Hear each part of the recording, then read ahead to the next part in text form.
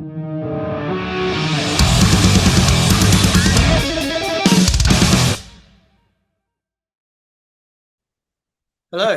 Good morning, mate. How are you? I'm very well, thank you. Yeah, it's good. Oh, good evening to me. Oh, yeah. It's Yeah. 7 o'clock in the morning here. We're rolling. Sort of. Temporarily. But man, it's good to see you again. How you been, all right? Yeah, grand actually. Been busy today though, and I'm slowly dropping off. I'm sure you'll revive me though. Yeah. Okay. Yeah. No, I won't do that. But mate, it feels like you were just here. We were like literally a few months Yeah, ago. yeah, I know, right? Like, A few months ago. It was last September. What am I talking about? Half a year. I know it's weird, hey? Because you guys that was only last week. But yeah, how was that tour? It was amazing. Just really, really fast. Mm. Like we arrived on a Sunday, had a few hours, and then it was just like I think, yeah, we had a midweek off, and it was a flying day, so we didn't get to the hotel till 5. So we had like an evening, the entire, yeah, well, 2 evenings the entire time we were in Australia. So it's just like didn't get to see anything really. That took a bit of time to explore outside the venues and what have you, but shows were amazing, mostly sold out, and crowd was great. Really enjoyed it. I Didn't was real. enjoy the massively long, flight to and from though.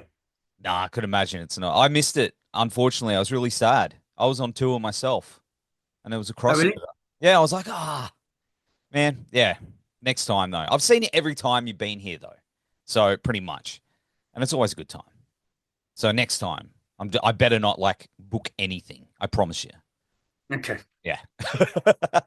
But mate, I tell you what, this new Cradle of Filth album, Screaming of the Valkyries, is fucking rad. I really, really number 14, really, really like this album a lot. And it feels like it's got a few fresh little things in there, but it's not reinventing the wheel. It's not, changing the sound of the band, but it's adding some extra stuff in there. How do you feel the album, stands up against your previous material? Yeah, I think it's well. I'm going to say it's great, aren't I? And it is. It's great. The production's amazing. Yes. I think the songwriting's on point. We dispensed with the idea of doing a special edition. Last time we did two other songs, and obviously, we love all our children equally, so they were as good Mm. as the stuff on the album. And people were literally complaining, saying, we loved it. It was an amazing album. One small thing, one small detail, it's two songs too long. And we're like, well, we know that, yeah, we dispensed with the idea of just doing, sorry, of doing a special edition or I don't know, like remixes for some territory the other side of the world. Well, like you guys, like you guys actually. So just the bog standard album, but every song, our modus operandi was just make them extremely catchy. It can be extreme, it can be heavy, but just catchy. Do you still have to do that thing for Japan where you have to add the bonus tracks that you don't get anywhere else? If you did, we didn't. Okay. All right. Well, I don't know if that's the thing anymore. It always was in the past. mm, Everybody be clamoring to get the Japanese edition of everything, wouldn't they? Because you got yes, like a bonus track. Don't really need to do that now. I guess you've got you know, digital platforms. that's right. And there was a certain label that used to always put out the special editions like 6 months later that had like the remixes on there that had like one guitar turned up and you'd be like, oh yeah, that's your bonus track. Won't Yeah. any names, but yeah. But mate, it opens with "To Live Deliciously," which is kind of like, look, correct me if I'm wrong, but it's like your version of "To Live Life to the Fullest" in a dark cradle type way. Is that the interpretation? Yeah, it's good enough.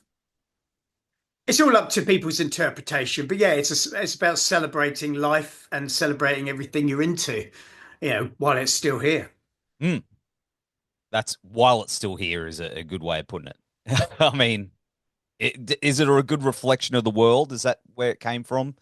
The I think it opens with "To Live Deliciously," and the album closes with "When Misery Was a Stranger," mm, which probably is the most political on it.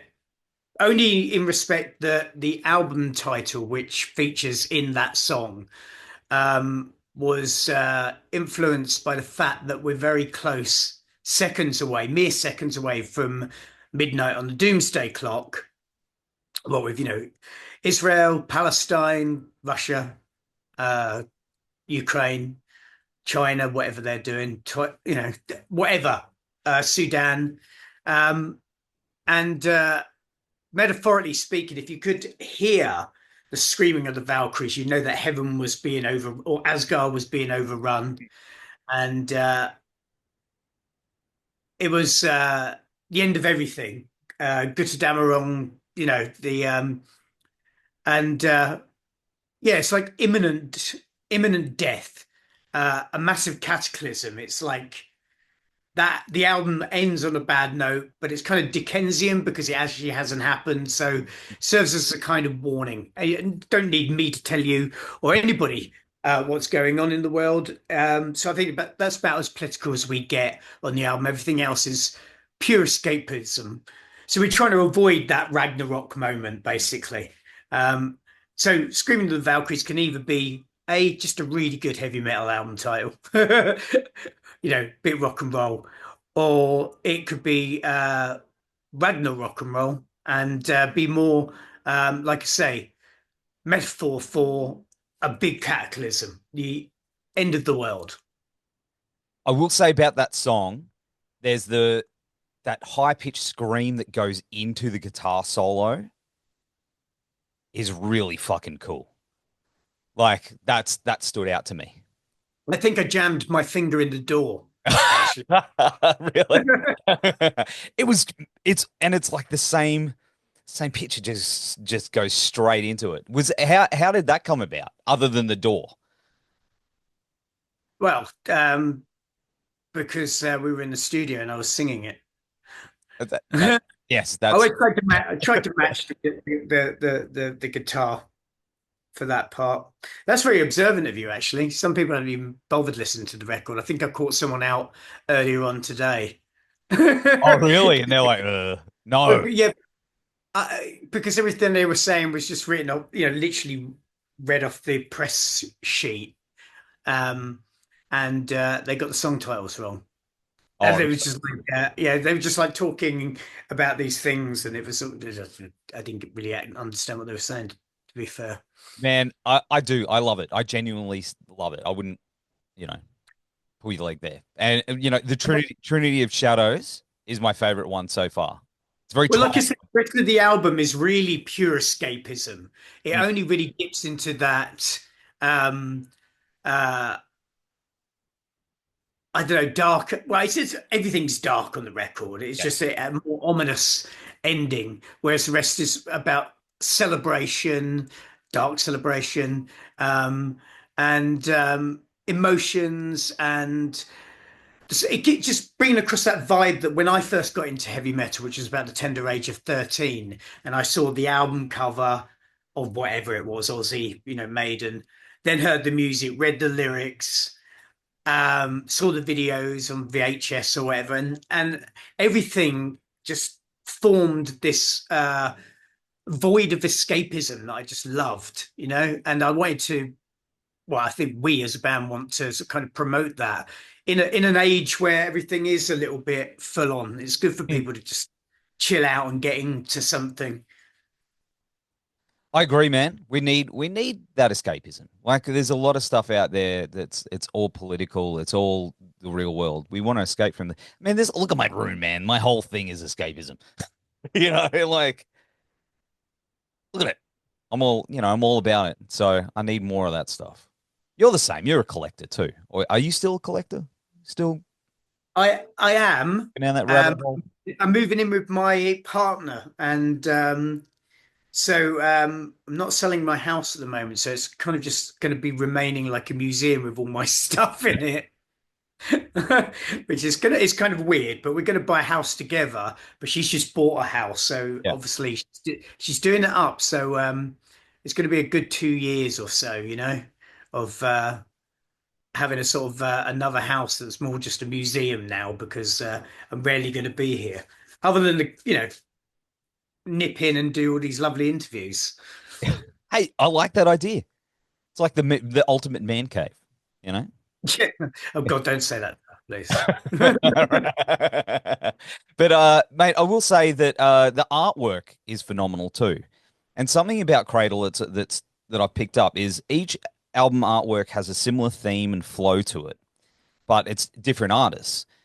Is it something that how do you approach artists about that? Do you sit them down and go, this is the requirements or this is the No, themes? no, and How I, does that honestly, work? I do think sometimes it just happens by chance. I was looking for an artist, not because we were dissatisfied with Arturs Bazinch, the Latvian contemporary artist we were using for our Nuclear Blast years, let's Yes. say. The three albums we did with Nuclear Blast, he did each of those covers, and they're amazing.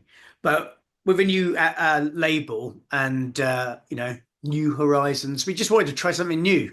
Um, and yeah, I was scouring, and again, I wanted something that was really different, and I wanted something that was powerful and you know obviously good, like everybody does. And I can't remember, to be fair, how I stumbled upon this artist, but I got in touch. It seems that he was a fan as well, and yeah, so basically, I just gave him the lyricism, all the lyrics, and said, "Make of that as you will." And then we obviously went backward and forward. He was suggesting putting forward pieces, and he's illustrated the whole booklet. But I was particularly happy with the cover. I thought it was great. It just reminds you of a sort of perverted celestial um, Lady Justice. Hmm. Yeah, I love it. It's awesome. And mate, your voice is still phenomenal after Oh, all shut, these years. Oh, shut mate, you're one of my mate. up. No, no, no, no. I've told you before. But the thing I find interesting is that all there's a lot of your peers out there. Obviously age and wear and tear have affected their voice, but yours is still on point, man. Is it what's the secret? I'd like to say virgin's blood, but where I live, that's going to be a scarce commodity. Um, I don't know. I don't overdo it, as in like I'm on downtime now, so Yeah, I've had to say because I do this cameo thing. It's like a yeah. video message service, and they're like, "Oh, could you just scream for me?" And I say, like, "No, sorry, I'm on vocal rest. I'm on Mm. smoke." Um, and in a few weeks' time, prior to going to America for the start of our co-headline tour with Dire Fetus on the God, what's it called? Chaos and Carnage Festival run. Uh, or I will go into the studio, and it will take about 3 or 4 um, rehearsals before I sort of get anywhere near back up to scratch. Do you know what I mean? And I think it's a downtime that really helps as well. Mm. Like it's like when you work too much, and you don't go on take any breaks, you're going to suffer. So you need a regular holiday or something at least just to decompress. And the same goes with vocals as well. That's I really don't know. Maybe that's it. Maybe it's a virgin's blood, like I said. a little bit of both. But because you wear the obviously the in-ears, and I've seen you use Yeah. that. And you seem to I watched you once and you were sort of messing with the volume a bit. Do you find that is that a technique? Is that something that sort of helped you, or was that just a moment of frustration with the in-ears? A bit of both, really. Sometimes I move them so that it gives me different clarity. It's almost Mm. like it's hard to describe really, but it gives you can edge it and you can you can smooth the sound and you can it's like when you do this with your ears, you Yes. know, you get that it's that kind of shell-like effect. And then yeah, it's just technique. Somebody thought I was like just picking at something constantly for the gig, but I don't do it all the time. It's just sometimes, and in other occasions, it's just because we just had to buy like 30K's worth of new in-ear systems and that because they're all old and they sort of go out every sort of 7 or 8 years. They change all the frequencies and everything and start charging you for them. And yeah, they come a bit invalid. So yeah, it might have been at the tail end of the life cycle of the in-ears when they start Going out. dancing. Yeah, see, Fuck. yeah, I've noticed that. I've started using them and I found them very helpful. But yeah, you're right. When you I pull them usually out a go little for my head voice more in my ears, so bit. it helps me with my high screams because volume on stage, which we try and control with a drum screen as well, which everybody goes, "What the fuck is that? Why they encased him in that plastic contraption?" Yes. Um, honestly, it's a godsend, especially in club shows. And hearing is another thing that obviously really helps a vocalist being able to hear. And the higher it is, and obviously you've been doing that all your life, you're starting not to hear those high notes. So Yep. it's good to get them contained here and have a bit more of the chest, um, the bravado, the roar and everything at your feet, Absolutely. I and found it help. as well. What was that? Sorry, I just cut you off. Avoids having feedback Mm. Oh because yeah, screams can produce some nasty feedback, and you don't want that. especially in some venues. It's gonna be pretty bad. But mate, you mentioned before about this tour. You're hitting the road with obviously Flesh God, Dying Fetus, even our own Neo Obliviscaris. That's gonna be a good one, man. Yes, and fresh cotta potter chips. That's a good. I like. Why is it not called that? Because that's not their name. No, I no, no. But that's a good tour name. mean, it's a good bill. And then Undeath, Corpse Pile, and oh my god, I know this one. Vomit Forth. Yes. There you go. God, my memory really works. Um, yeah, I mean it's a good lineup. 7 bands. Like I say, it's like a touring mini festival. Hmm. And then at the end of that, we do sort of the 5 shows on our own. Come back, which I thought we were coming back for a tad longer, but we're only back for about 9 days, and then we're off again, doing summer festivals, which kind of linked with our own headline shows. So, and you've toured with so many bands throughout the years. Have you ticked off that bucket list tour or show yet? Is there still one on you? Yeah, there's loads. There's loads. I mean, I'd like to do Merciful Fate would be great. Um, there's loads of bands, but it's all a bit, like everybody else would be like, oh my God, why would you get why? um, yeah, there's loads. I'm not going to go into it, but there's loads, mainly for my own embarrassment.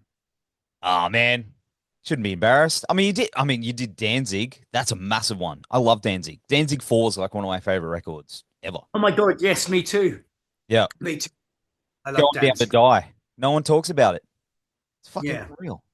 Yeah, love it. But man, can we see you again down here? Is there anything talked Well, about down the absolutely. line? I think unless something materializes right at the very end of the year, I think it's going to be next year. We're not really doing Europe. I mean, we're obviously doing European festivals and a few dates cherry picked in between, but on the scale of Europe, not really. We're mainly doing the States and South America this year. Um, maybe a handful of sort of winter gigs at the end of the year.